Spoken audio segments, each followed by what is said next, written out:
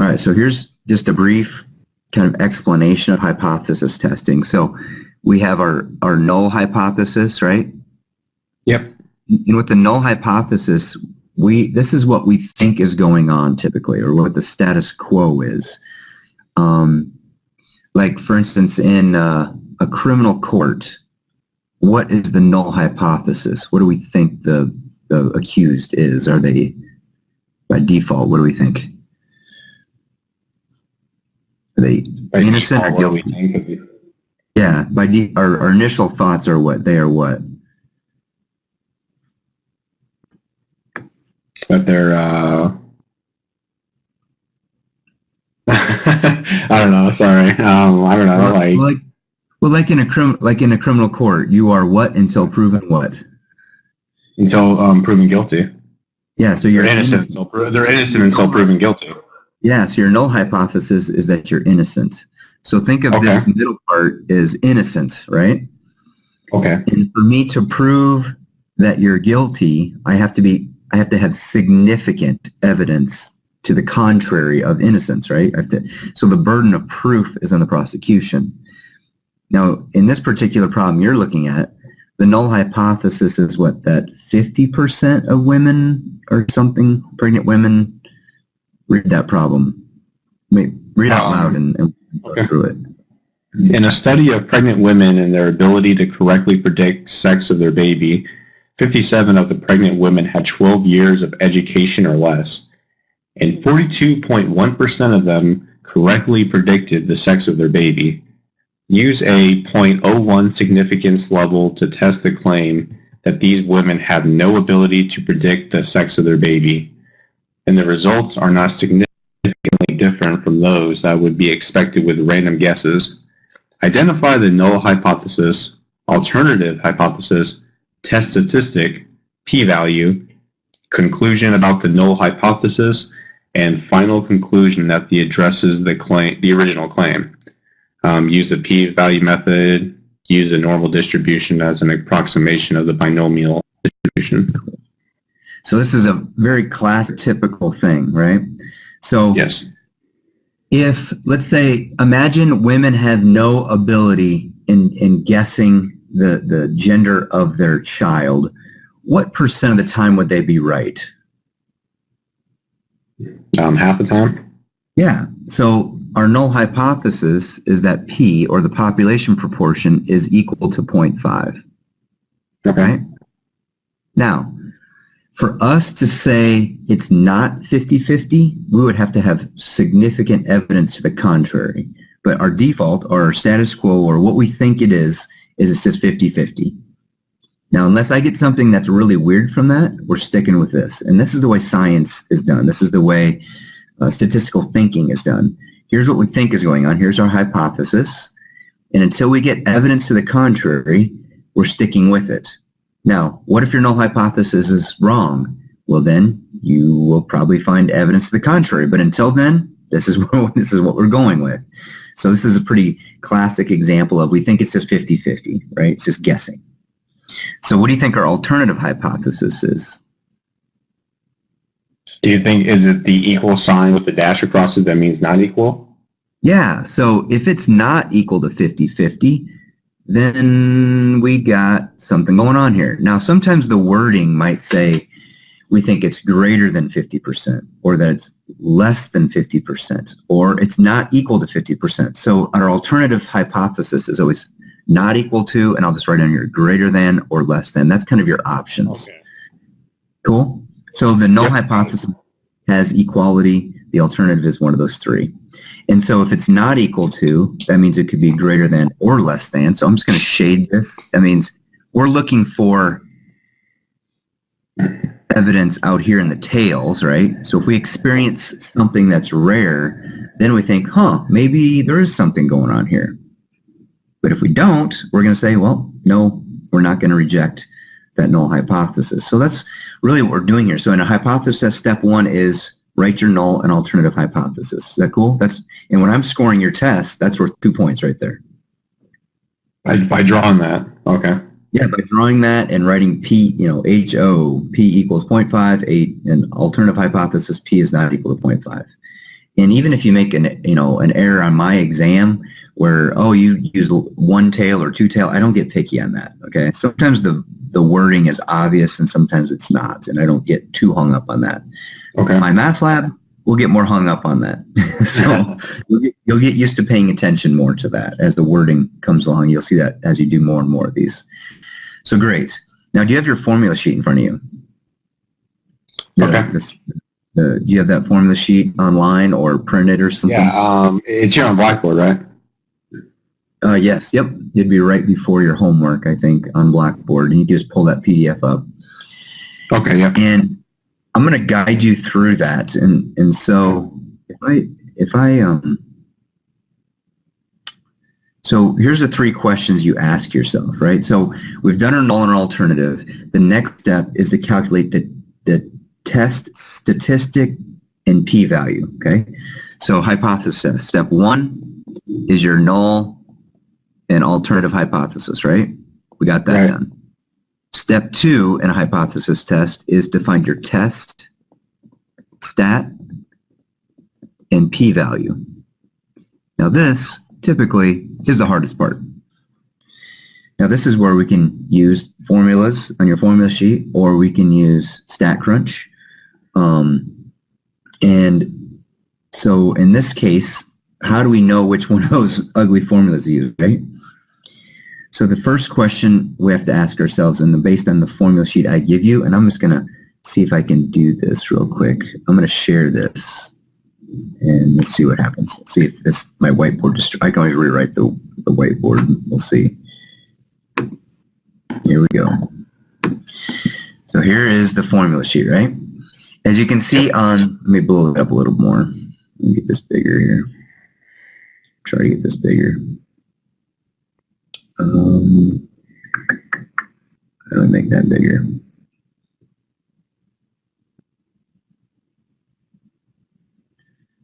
Well, I don't know if I make that, but can you see that or not?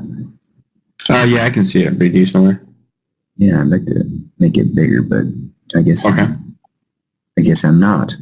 Anyway, sorry about that. I wish I could blow it up. So if you see in the front sheet here, right at the top, it says confidence interval, right? Yep. So if they're asking us to create a confidence intervals are a way we can estimate what the true proportion is, okay? But in this case, they're asking us to do what? They're asking us to do the hypothesis test. Yeah, so that's the other side of the sheet. So that cuts the sheet down in half, just knowing which one they're looking for, okay? Yeah. So now, the first question is it a confidence interval or hypothesis test? And we're doing hypothesis test. The next question is, are we talking about proportions, means, or deviations? So what are we talking about here? Proportions. Very good. So as you can see here, these first two formulas have to do with proportions, and notice they both have to do with z, don't they? Yep. And that's what you're doing this whole week. You're only dealing with these ones this week. Next week, it's going to be means, which is these next four formulas potentially. And then the last week is just going to be this one formula on deviations, or measuring how variable things are. So that's coming up, but that stuff doesn't look too fun. the t distribution is what you're going to be doing next week. Is exactly the same shape as the z. It's just we can deal with smaller sample sizes, so it actually just makes it a little more spread out potentially. But it's the same looking shape, still bell shape, right? And you'll learn about that next week. So question one was hypothesis test or confidence interval. Question two, is it proportions, means, or deviations? So we're down to proportions. And then the last question is, are you working with one sample, two samples, or is it paired data? And what did we have here? Did they give us one sample, two samples, or paired data?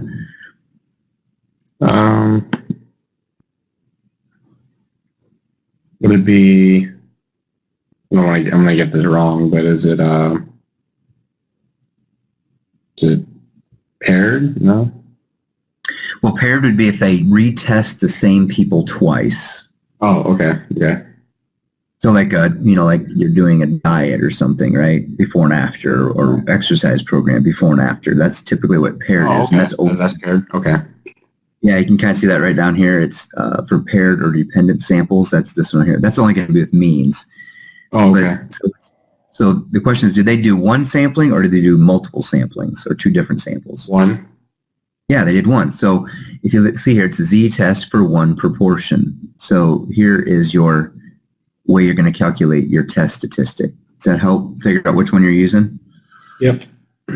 And so if there was two, like then the next sections in chapter 9, like 9.2, those are typically the two proportions. And you're going to find the difference between them. So for instance, they did a calculator. Yeah, so in this particular scenario, they say, okay, we sampled a bunch of women, and here's the proportion that guessed right. And then we sampled a bunch of men, and here's the proportion they guessed right. Is there a significant difference between those two? That's the way you would do two proportions. Cool? Yeah. All right, so we're on to here. So we're going to use this one. So let's go back to our whiteboard. I hope I can go back to our whiteboard. I'm going to try to go back. See if it's still there. It's probably going to be gone. Yes, which I hate. So I'll be redrawing everything. So here we go. So here's our normal distribution. Our null is that p equals 0.5, right? Yep. Our alternative is p was what, not equal to? Correct. Yep. 0.5. And now we can calculate our test statistic, and that was z equals p hat minus p over the square root of p q over n. Do you have any idea what p hat is? Yeah, it is the sample divided by the full what's the word I'm thinking of? The total. The total number. So it's our sample proportion. So in this case, what was it? What's your sample proportion? Let's see here. So I already got the answers plugged in there, but I'm just trying to think. So we got how many? 57. I think it's 57 total. Okay. Pregnant women, and then it's asking 42.1% of them correctly predicted. Okay, so our sample proportion was what, 0.421? Is that what it is? Yes. So 42.1% got it right. So that's our sample proportion, right? Yep. Minus, what did we think it was going to be? So if I look at this normal distribution, we think it's 50-50, right? Right. But we experienced this. So what we're really trying to find out is, what's the probability that that happened just by random chance? Like, let's say it is 50-50. If I go out and sample a bunch of people, well, sometimes it'll be 50-50, sometimes it'll be more, sometimes it'll be less. The question is, what's the probability that we experienced this 42.1%? What's the chance that that happened randomly? And this is a way we diagnose if we think we have enough evidence to the contrary. So if I shade this, I'm really going to say, what's the probability that someone would randomly guess 42.1% or less? Does this bring you back to chapter 3 and chapter 6, doing the z-score stuff? And it's really the same thing you've been doing in those chapters. So we're trying to figure out how far away. Now it's a little different in that we're using this other calculation to find what we call our standard error.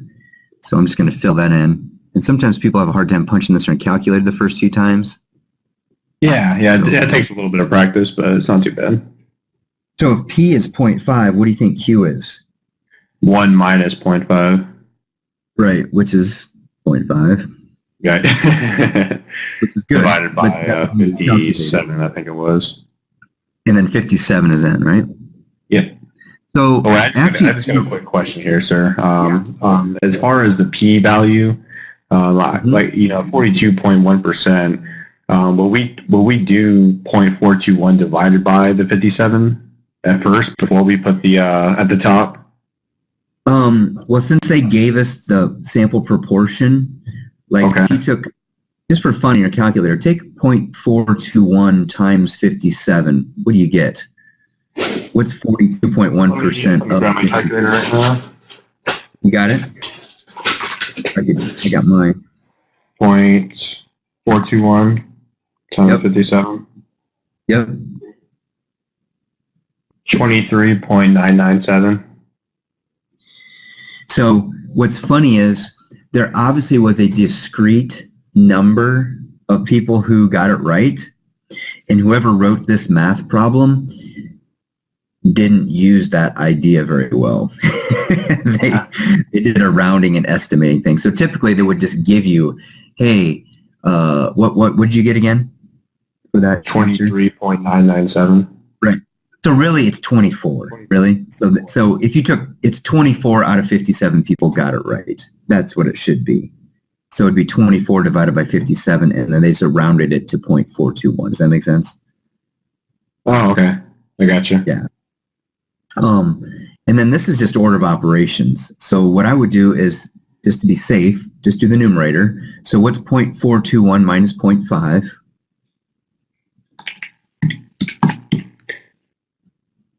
It is negative 0.079. Very good. And now, can you punch this in your calculator? Are you able to take the square root of 0.5 times 0.5 divided by 57? Remember to make sure you do everything under the radical first. And what do you get for that number? You're taking the square root of that whole thing.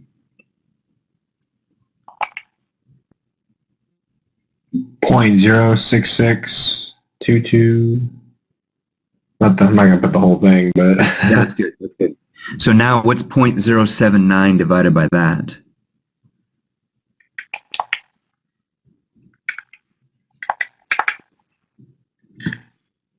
essentially it's 1.19. There we go. So that gives us what we call how many standard errors, or how far away is 0.421 from 0.5, and this gives us a good way to measure that distance. So it's it's about 1.2 standard deviations below normal. So the question is, what's the probability of that? So what do we do with that negative 1.19? What do we do with that? Are we going to look up on the z-score chart? Awesome. So do that really quick. Go ahead and look up negative 1.19 in your z-table, and what do you get? And this is what we'd call our p-value.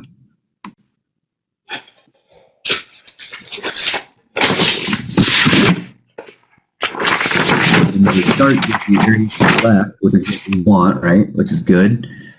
Negative 1.19. It is 0.1170. Okay. So, and this is why the chart gives us a pretty good estimate, but in StatCrunch, you could actually get a more accurate number. It'll go up many more decimal places by using, stat calculators normal or Z, and you can type the same things in. And I think there might be a video on Blackboard about using that in most people seem to be able to find the calculators and type in the normal. So pretty much it's exactly what you did on your table. You can do it in StatCrunch, and I want you to be able to do both. Okay, yeah, I spend 0 time on StatCrunch, so. So now you will be. You'll be cranking on that pretty good. So what's interesting here is if it is actually a two-tailed test like this, what you do with this p-value is, since we are concerned if it's less than or greater than, we actually double it. Okay. Times 2. So what's that times 2? Times 2.234. Very good. So that would really be, because if I draw this up here, we're saying what if it's below or above that? So if it's one-tailed, we just stick with the 0.1170. It's two-tailed, we double it. And like I said, I don't get that freaky on that with your tests, but StatCrunch, you're going to want to pay attention, and it'll be obvious because you'll have the correct null and alternative there to tell you if if it's one-tailed or two-tailed. So, so if it's Does it really matter if it's left or right? No. Okay. And you hopefully know how to find area left or right based on your table. So if this was area right, Left would be less than, and then the right would be the greater, and then so if it's like if it was like specifically a left wing test, Yes. I would just leave it at a point 1170 or whatever. I wouldn't. Exactly. Yep. Very good. Okay. Yep. Because I know on some on some questions it says 1 minus the value, and then That's the area to the right. Yep. Just like you did back in chapter 3 and chapter 6. Cool? So because your table always gives you area left. So if you want to find area right, you got to go 1 minus what they give you. So if it's got a positive z-score, you have to. So in this case, it'd be like point. If this was a positive z, like positive 1.19, it would give you like 0.8830. Well, then what's the area to the right? 1 minus that, which is 0.1170. So the same method you used. Okay, but if it was the left one, then I wouldn't minus anything. I would just leave it. Right. Yep, because your table always gives you area left. Okay, gotcha. Yep. So now we have a z-score, so we have a test statistic and a p-value. Our next step is to make a decision. Should we reject the null hypothesis, or do we fail to reject the null hypothesis? And what we do is we look at our p-value compared to our significance level. And what was the significance level they gave you in this problem? It was 0.1, 10%. Right. So since our p-value, I'm sorry, let me see if I can erase that real quick. Yeah, here we go. Oh no, I just erased everything. Whoops. Well, let's just go from that point. How's that? I'm sorry. I know that. Oh, it's a clear button, not an eraser. So how about if we go with this? Since our p-value is greater than alpha, which is our significance level, that means if I draw that picture, we needed to get a result that was less than 10%, right? And did that happen? 0.234 less. We got less than. No, wait. No, 0.2. Yeah, okay, yeah. We got greater than 10%. So since our p-value was greater than our alpha, and I'll write that there, so it's like 0.22 is greater than 0.1, we will fail to reject. Does that make sense? Yeah. The only way we can reject the null hypothesis is if it's less than our alpha level. Okay, so if it's if our p-value is less than the significance, that's when we fail. That's when we actually reject it, right? Exactly. So, and then if it's greater than significance, we fail to reject. Awesome. So do we have some evidence that these ladies might be better than just guessing? Maybe. But we don't have enough evidence to say, we don't have enough significant evidence to say that they're actually know what they're doing. They might just be guessing. This can be explained just by randomness at this point. Now, does that mean we stop testing it? No. Do we have some indication that they might have an inclination of what kind of gender baby they're going to have? Maybe. But we don't have enough evidence here to say that it's different than 50-50. So we're going to fail to reject the null hypothesis, and here's how we explain it. We do not have significant evidence. So every time we fail to reject, we obviously don't have enough evidence, right? Right. Just like in the criminal court, if we fail to reject, that means we are declaring them innocent still, right? We don't have enough evidence to the contrary. We do not have significant evidence to convict them. We do not have significant evidence to reject the null. So we do not have significant evidence. Pregnant women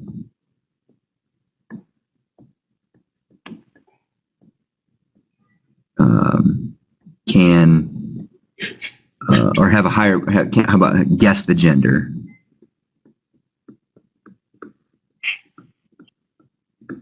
More frequently or something like that. So just something that puts it in context, right? So there's our 4 steps. Step 1, non-alternative.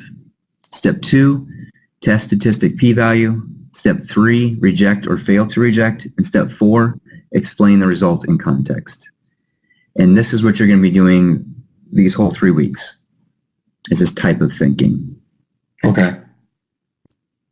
And so the only thing that's really going to change is what test do you use? And so this week we're using just those first 2 formulas, right? Right. Next week we're going to have a few more. The next week we'll add a couple more. But the same thinking is going to go on through all these problems.